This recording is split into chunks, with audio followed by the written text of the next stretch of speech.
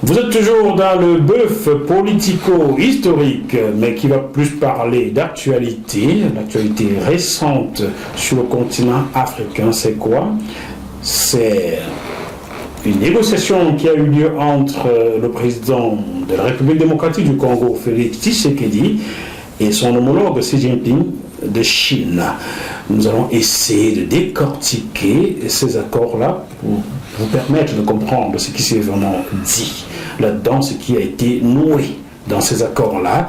Et pour en parler, notre invité est toujours M. Passima Edjango, enfant né en Ubangi-Chari, car j'aime bien le nom originaire de la République centrafricaine, enseignant en France et haut fonctionnaire. Bonjour M. Passima Edjango. Bonjour Jackie. Bien. Alors, tout récemment, c'est un sommet sino-africain. Bon, les Africains vont toujours faire des sommets chez les autres. J'ai besoin de vous rencontrer, de me déplacer chez vous voir. Je vais vous dire, venez me voir ici. France-Afrique, Chine-Afrique, États-Unis, Afrique, Russie-Afrique. Donc, un énième sommet sino-afrique s'est tenu tout récemment en Chine. Les chefs d'État africains y étaient. Il se trouve que M. Félix Tshisekedi aurait noué des accords ou renégocié des accords que son prédécesseur Joseph Kabila avait signé avec les Chinois. Qu'est-ce que vous pouvez nous en dire pour nous édifier? Eh bien, comme tout le monde, on apprend que, d'ailleurs nous sommes aujourd'hui le 8, nous pensons qu'il y a encore toujours une délégation de la République démocratique du Congo en Chine, toujours présente en Chine. Nous sommes le 8 octobre 2024. Le 8 octobre 2024, voilà. Et qu'il y a cette délégation qui est toujours sur place là-bas, je crois même jusqu'au 10 au-delà. Bon, un accord a été un accord de coopération militaire qui est venu s'ajouter à l'accord. C'est un accord de coopération militaire qui. Au départ, c'était économique. Non, il y a d'abord un accord de coopération économique, oui, qui avait été conclu en 2008 par le gouvernement Kabila. Oui. Qui a été retoqué par le Fonds monétaire international, puisque cet accord-là concédait à la Chine, pour l'équivalent de 10 milliards de dollars, la construction d'infrastructures d'une valeur de 3 milliards, et avec des avantages correspondant à peu près 7 milliards pour la Chine. Et ce que le Fonds monétaire international avait considéré que c'était excessif, et vu que la République démocratique du Congo, qui devait de l'argent assez créanciers, ne s'est pas encore acquitté de la totalité de ses obligations, ne peut pas donc conserver, aller jusqu'au bout de cet accord. Et ça a traîné jusqu'à ce que le président Kabila, Tshisekedi arrive. Et en début d'année 2024, au mois de mars, il était question de revoir et de finaliser cet accord-là. Et ça doit être déjà pratiquement finalisé cette fois-ci, à l'avantage de la République démocratique du Congo. À l'avantage d'inverser un peu les choses pour que les 53% de parts qui revenaient à la Chine reviennent plutôt à la RDC, mais qu'elle reste quand même une part importante au profit de la Chine. Bien. Dans l'exploitation des minerais, etc. Ce qui est quand même assez colossal. Parce qu'il faut pouvoir rembourser, concéder ainsi une part importante du territoire congolais, des mines congolais, des mines du Congo, que ce soit le manganèse, le cuivre, etc. Le cobalt, c'est trop. Bien. Or, tout dernièrement, c'est plutôt un accord de coopération militaire que le ministre des Affaires étrangères, le ministre de la Défense, le vice-premier ministre de la Défense du Congo, a conclu avec son confrère chinois, portant sur un accord militaire, où la Chine va participer à la formation des forces armées de la République démocratique du Congo, les équiper en matériel, etc. Bien. Ça ne va pas plaire aux États-Unis, ça? Le monde que ça plaise ou que ça ne plaise pas, ça interpelle les consciences. Nous avons, depuis 1960 à aujourd'hui, ça fait quand même 60 ans. 64 ans. 64 ans aujourd'hui que nos pays existent. Donc nous avons un problème. Peu importe le partenaire avec lequel nous signons un accord de coopération en matière pour nos sécurités, pour l'exploitation de nos richesses. La République démocratique du Congo est le 4e pays au point de vue population en Afrique. En Afrique. Le 2e pays, si je ne me trompe pas, au point de vue superficie. Le plus grand. Oui, oui. Qui regorge de toutes les richesses, les richesses de la terre. C'est le paradis terrestre. Voilà, peut avoir.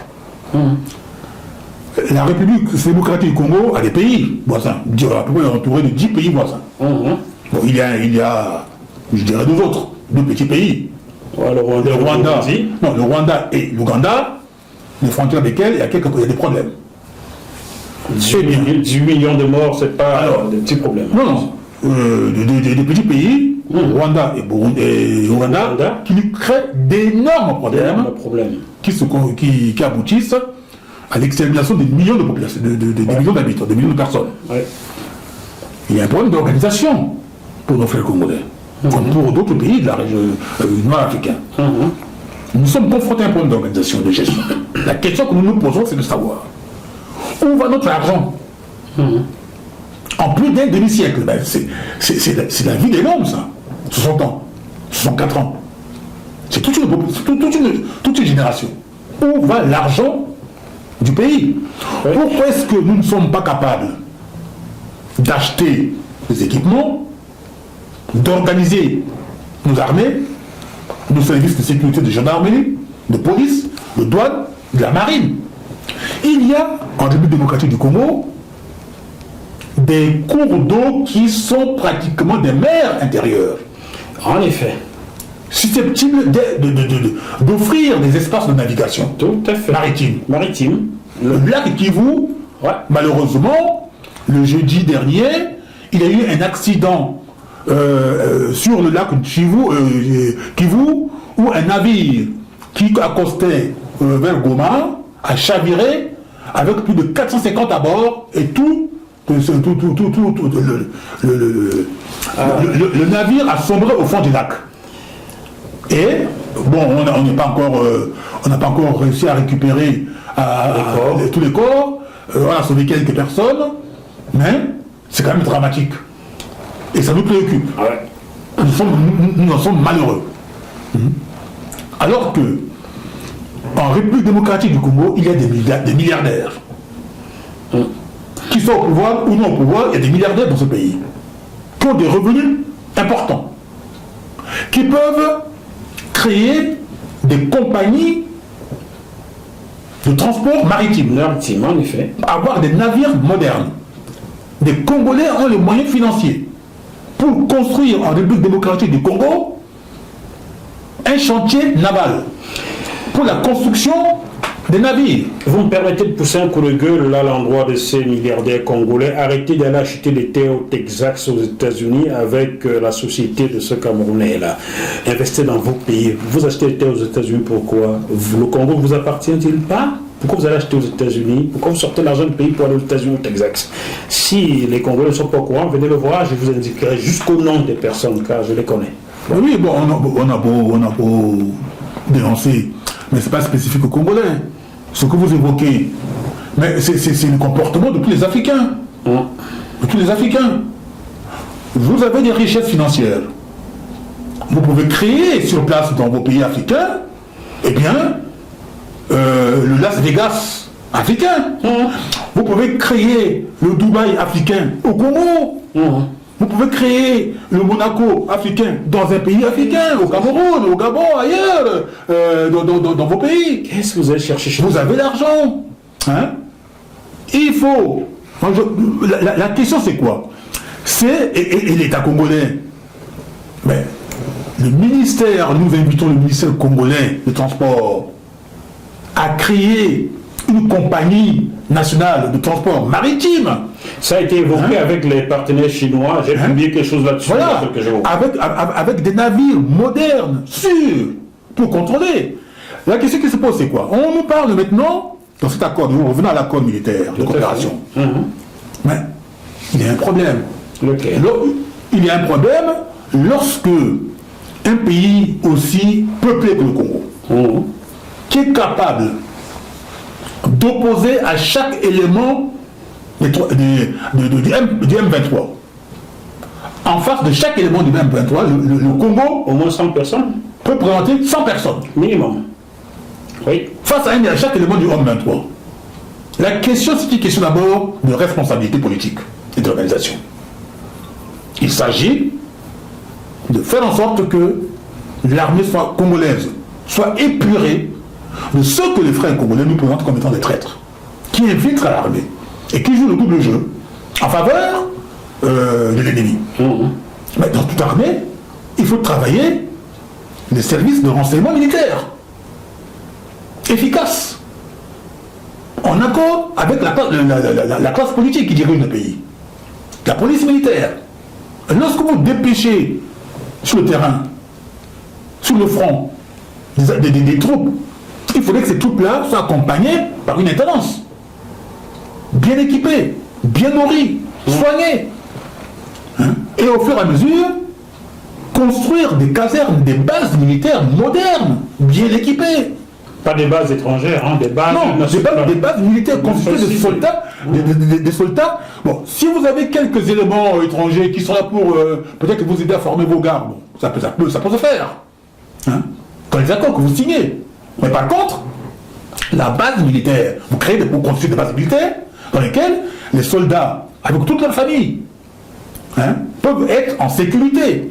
Parce que le soldat que vous envoyez sur le front, ce soldat-là appartient à une famille. Quand il est sûr que sa famille est en sécurité, soit son père ou sa mère ou sa femme, ses enfants, etc., ne manque de rien, eh bien il se consacre à sa tâche, combattant. Il est aguerri, il va se battre. C'est le cas des soldats qui viennent de l'Occident d'ailleurs, qui viennent chez nous. Ils ne se posent même pas de questions. Parce qu'ils savent que derrière eux, quand ils vont repartir, ils ont tout ce qu'il faut. Ils vont au péril de leur vie, ils ne se posent pas de questions. Le soldat africain, quand vous l'envoyez sur le front, pour aller éradiquer l'insécurité, aller affronter les assassins criminels qui, impunément, sévissent dans le pays, il se pose des questions. Il se pose des questions. Et il arrive de parfois ce que nous savons, il se trouve à court de munitions. Et parfois on lui livre quelques grammes d'or et il change de munitions. Il se trouve à court de munitions. De munitions aussi. Ce qui n'est pas possible. Ce qui n'est pas possible. Vous avez beau signer des accords avec les pays étrangers, mais quand ces pays-là viennent vous former vos gars et que vous envoyez les gars sur le front et que les gars en question manquent de munitions, ça c'est le minimum des choses. Mais parce que Maïdjango, il manquait de munitions, sans doute parce qu'il y avait l'embargo sur l'achat des armes. Pas du tout. Congolais, non? Pas du tout. Quand il y a un embargo sur l'achat des armes, on ne peut pas avoir les munitions non plus. Non. Comment expliquer cela? Non, ça ne pose pas de problème. Parce que comment? L'embargo sur les armes, il y a toujours... La République centrafricaine a été frappée d'un embargo sur les armes de 2013 à 2024. Ouais. L'embargo a été levé en juillet 2024. Ouais. Mais n'empêche que l'armée centrafricaine dispose de ce qu'il faut. Mais par le marché noir. Non, pas par le marché noir. Par le marché officiel. Parce que on permet, quand on dit embargo, on n'interdit pas totalement à l'armée régulière, au pays, de manière régulière, de commander ou d'acheter certaines armes.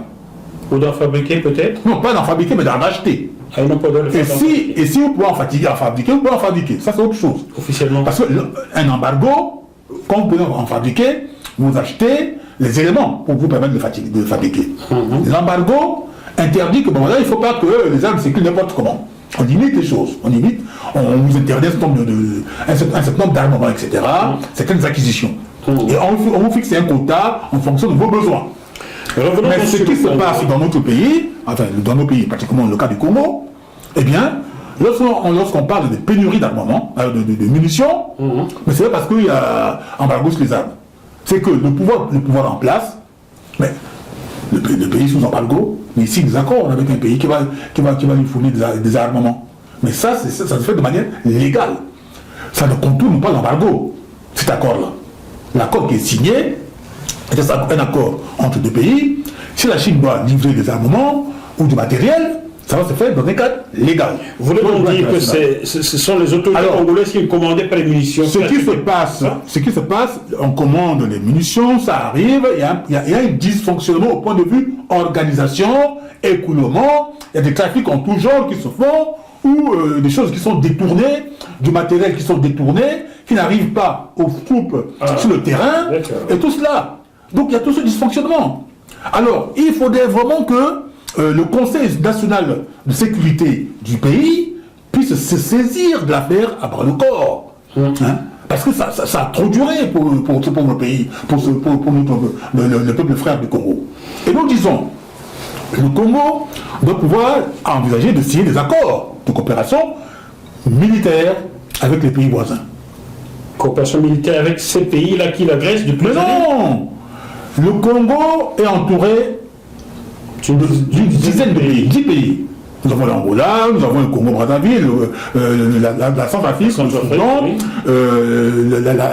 les deux petits pays, le Burundi. Rwanda, Burundi. Les deux petits pays qui créent problème, c'est le Rwanda et l'Ouganda. Le Rwanda est bien soutenu par certaines personnes en Occident quand même. Hein? Bon, ça va de soi. Il faut le dire. Les problèmes qui se passent à l'intérieur du continent, ça nous savons déjà que la part de l'Occident. Maintenant, quand on est responsable, quand on sait tout cela, mais il faut trouver des solutions. Peut-être ces solutions viendront de la signature de cette coopération militaire. Il faut trouver des solutions. Il faut organiser les choses. Parce que ça a quand même trop duré. Ça a trop duré. Il y a trop de morts. Pourquoi il y a eu ce naufrage dans le lac Kivu? Mais c'est parce que la route nationale numéro 2 qui relie Goma à d'autres parties du pays est fermée. Pourquoi c'est fermé? Parce que les éléments du M23 qui s'affrontent avec les forces armées nationales et régulières, eh bien, sont sur cette voie-là. Donc on a fermé la voie. C'est pas ouvert au public. C'est la route nationale numéro 2. Et donc, du coup, pour se déplacer, il faut passer par le lac.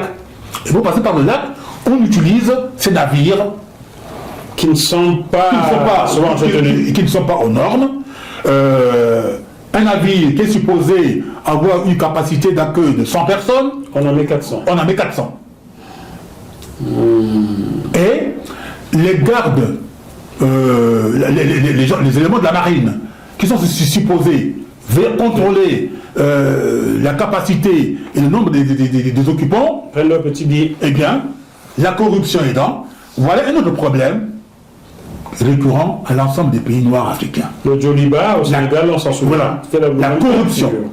Que ce soit au Cameroun, au Gabon, Centrafrique, partout ailleurs, nous sommes confrontés à un problème capital qui est la corruption. Alors, ce cas est arrivé pour le Djoliba au Sénégal, c'est arrivé tout récemment au Gabon, pays voisin. C'est arrivé aussi chez nous en Centrafrique. C'est là en Centrafrique, j'ai vu sur le Grand Lac. Sur le fleuve Oubangui là. J'ai vu d'ailleurs quand on se met là, on voit le Congo. C'est le fleuve qui sépare les deux pays quoi. J'ai mangé au bord là. Le Congo en face et puis le Bangui en face. Et bien le navire est parti et comme ça il s'est renversé. Il s'est englouti par le fleuve. On retrouve ça un peu partout en Afrique. Il va falloir régler ça les amis. Qu'est-ce que c'est que ça? Ça c'est un problème entre autres qui se pose sur le continent auquel nous avons à y faire face. Notre problème, la question qui est posée, c'est de savoir où va l'argent des Africains. Vous l'avez dit, ceux qui ont la possibilité de gérer financièrement nos pays, parce que pour qu'un service public de transport, de santé, de l'éducation, etc. fonctionne, il faut des agents. Et ces agents, il faut les payer, les rémunérer. Or, l'argent qui est destiné à les payer est intercepté par des voleurs, des voleurs, des criminels économiques, parce que ce sont des crimes économiques qui sont commis. Ils interceptent ces fonds, les gens ne sont pas payés, le matériel n'est pas payé pour être livré, et donc du coup, les services de sécurité, de défense, de santé, de l'éducation, de l'enseignement, tout ça ne fonctionne pas. Et voilà, pas d'électricité, pas d'eau courante, aucun service public ne fonctionne, tout l'argent est dilapidé, confisqué à travers la corruption, le détournement des fonds, le vol, le pillage, et tout le monde s'en contente. Chacun il trouve son compte, mais le peuple ne trouve pas son compte. Et on en arrive là. Alors, ces accords signés par la Chine, et il se dit que les États-Unis ne vont pas ça d'un bon oeil, étant donné que depuis 1942, ce sont eux qui avaient la main sur le Congo. Qu'est-ce que vous pouvez nous en dire? Alors, la question pour la jeunesse africaine et congolaise en particulier, nous n'avons plus à nous préoccuper des desiderata, des oppresseurs, des criminels étrangers occidentaux ou leurs acolytes qui s'imaginent que nous leur appartenons. Le Congo n'appartient pas aux Américains. Le peuple congolais n'est pas la chose des Américains ou des Occidentaux. Ce qu'ils pensent, il appartient aux Congolais de se dire l'Occident leur doit des réparations. L'Occident doit des réparations aux Congolais. À toute l'Afrique. À toute l'Afrique noire. C'est à ces peuplades-là, étrangères, à ces forces étrangères, qui pendant des siècles ont mis les peuples noirs d'Afrique dans cette situation de réparer. Parce que en 1914-18, en 1945, lorsque l'Allemagne a chaque fois été vaincue par une coalition dite internationale, on a demandé à l'Allemagne de payer des réparations à la France en 1918, ensuite en 1945. De la même manière, l'Occident a commis des crimes de sang, des crimes écologiques, des crimes économiques, des crimes en tout genre, des crimes contre l'humanité, contre les peuples noirs. Aujourd'hui, les peuples noirs, la jeunesse noire doit se dire, nous exigeons de ces gens des réparations. Et ces réparations-là, nous commençons à les exiger maintenant. Même s'ils ne les payent pas, eh bien, c'est imprescriptible. C'est-à-dire que ça ne va pas s'annuler. Pendant des générations et des générations, il faudrait bien qu'un jour, qu'ils payent ces réparations. La facture est là. Il va régler ça. Il est temps maintenant de raisonner en termes de réparation. Que l'Amérique dise oui, ils n'ont pas à donner leur avis sur ce que les Congolais font. Le Congo est un peuple souverain, indépendant. Kézanne vous invite à entrer dans une nouvelle ère digitale. Kézanne ouvre une infinité d'opportunités avec un accès illimité. Peuple souverain, indépendant, qui a des dirigeants, qui sont désignés, élus. Eh bien, ces dirigeants-là, quand ils posent des actes, ils ont des comptes à rendre qu'aux Congolais. Qu'aux Congolais. Pas des étrangers. Pas à l'Occident. Pas des étrangers. Ils vont bientôt dire qu'Émile Seba sorte de ce corps. Ils vont le dire, qu'Émile Seba sortait de ce corps. Oui, ce monsieur, vous évoquez, était embarqué dans des considérations spirituelles, religieuses, avant de se rendre compte que il était sur le mauvais chemin, d'après ce que nous avons pu apprendre. Oui, tout à fait. Tout à fait. Voilà. Aujourd'hui, écoutez, j'espère qu'on va pas vous déchoir de votre nationalité parce que vous avez dit des choses. Non, nous sommes centrafricains et centrafricains. C'est l'arme de destruction, la nouvelle arme de destruction massive française. Non. Vous déchoir de votre nationalité. Il n'y a pas d'arme de destruction massive pour des entités qui sont contraintes à des réparations. Parce que l'Occident est dans une position de réparateur. Donc, l'Occident n'est plus à même aujourd'hui de vouloir contraindre qui que ce soit à renoncer à ses droits à réparation. Donc, à ce titre, nous devons être en position de force et de le regarder droit dans les yeux et de leur dire, vous n'avez rien à exiger. Vous avez commis suffisamment de forfaits. Il est temps maintenant que vous réparez. Et ceci dans l'intérêt de l'humanité tout entière. Et de vos descendants surtout. De l'humanité tout entière. Bien. On ne raisonne pas en termes de revanche ou de quoi que ce soit, en termes d'exigence de droit. Pour que l'harmonie universelle soit. Et pour que l'harmonie universelle soit, il faudrait que ceux qui, pendant des siècles, voire des millénaires, ont commis des crimes, et qui continuent à penser qu'ils peuvent impunément continuer à le commettre, eh bien, de se mettre en tête, de retenir qu'ils doivent réparer leurs crimes. Le pape François, il ne suffit pas d'aller demander pardon aux Noirs qui vous ont fait du mal, il faut les réparer. Et surtout rendre leurs terres, les terres que vous avez piquées en Afrique où il y a toutes vos installations là. Je ne sais pas qui vous les avez achetées, il faut les rendre aux Africains et détruire vos églises là qui n'ont pas fait du bien à un seul Africain. Désolé pour ceux qui pensent être des chrétiens en Afrique, je ne sais pas. Et leurs mosquées. Puisqu'il parle d'œcuménisme, le judéo-islamo-christianisme, eh bien, qui parle d'œcuménisme, qui regroupe le tout, et ces pauvres noirs qui se disent juifs noirs, les juifs noirs du Congo, et les juifs noirs de la Côte d'Ivoire, qui sont complètement perdus, qui ne savent pas ce que c'est, et surtout les noirs arabes, qui veulent se croire plus arabe qu'arabe, sans savoir ce que c'est que l'arabe, hein, sur lesquels on pourra donc un jour revenir pour bien leur expliquer d'où vient. On a parlé notamment donc de Gaulois, qui est cette invention, ce mythe du Gaulois. Il y a aussi notamment le mythe de l'arabe. On en parlera prochainement, c'est sûr. Donc on prend rendez-vous pour vous expliquer le mythe de l'arabe prochainement. Alors, vous me donnez un sujet, le sujet de la prochaine émission. Donc, membre de l'Église catholique, pape et consorts, à quand les réparations? Vous demandez pardon aujourd'hui, mais à quand les réparations? Les Allemands essayent de réparer leur forfait sur le continent. Ils ont donné un peu d'argent aux héros, même si ce sont les Allemands qui font encore la loi en Namibie, mais ça ne saurait durer. Vous les autres, la France, vous reparez quand? L'Église, vous reparez quand? Voilà, cher peuple congolais, nous vous reviendrons avec plus amples informations sur ces accords. Quand vous les aurez, bien sûr, vous reviendrez. Promettez? Il n'y a pas de souci. Vous voulez ajouter quelque chose avant qu'on ferme ce chapitre? Mais non, enfin, donc nous sommes toujours là à la disposition de notre peuple pour lui apporter, lui livrer ce que nous savons, ce que nous connaissons. Et c'est notre devoir de le faire. Tout à fait.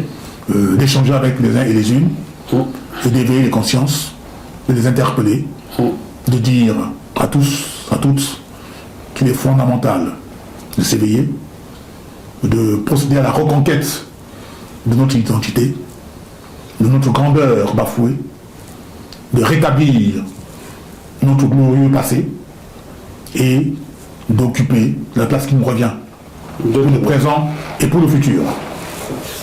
Chers téléspectateurs de JMTV+, tout au long de cette tranche d'émission, vous avez vu la publicité de Kézanne circuler. Kézanne essaie de vous informer sur JMTV+, pour savoir ce que c'est. C'est la toute première super application mondiale créée par un enfant né sur le territoire africain. Kézanne est installé à la Silicon Valley aux États-Unis. Le fondateur, l'inventeur de Kézanne est le même qui avait inventé le système anti-collision de tout objet mobile que les armées françaises, américaines utilisent aujourd'hui, que les grues utilisent pour construire. Voilà la grande tour de Dubaï. C'est le docteur Séverin Kézeux qui a équipé les grues pour les éviter d'entrer en collision et de tuer les gens. Et ce système, on les installe aujourd'hui dans les véhicules. Ça va bientôt équiper nos téléphones portables et ça va réduire à 90% les accidents. Donc, Kézanne. Téléchargez l'application Kézanne dans vos téléphones. Utilisez-les déjà. C'est une application qui est au-dessus de tout ce que nous avons aujourd'hui comme application. C'est la raison pour laquelle on l'appelle la super application. Sachez que sur le coup, il y avait Elon Musk, il y avait Zuckerberg, il y avait Séverin Kézeux. L'affaire est allée à la Cour suprême des États-Unis et c'est docteur Séverin Kézeux, qui est un enfant né en Afrique, qui l'a emporté. Voilà pourquoi il a eu le droit d'implémenter Kézanne, qui est la super application qui vient révolutionner le monde entier. Je ne vous donnerai pas tout de suite sa capitalisation, mais sachez que sa capitalisation en 3 ans est au-dessus du $1,5 milliard en 3 ans.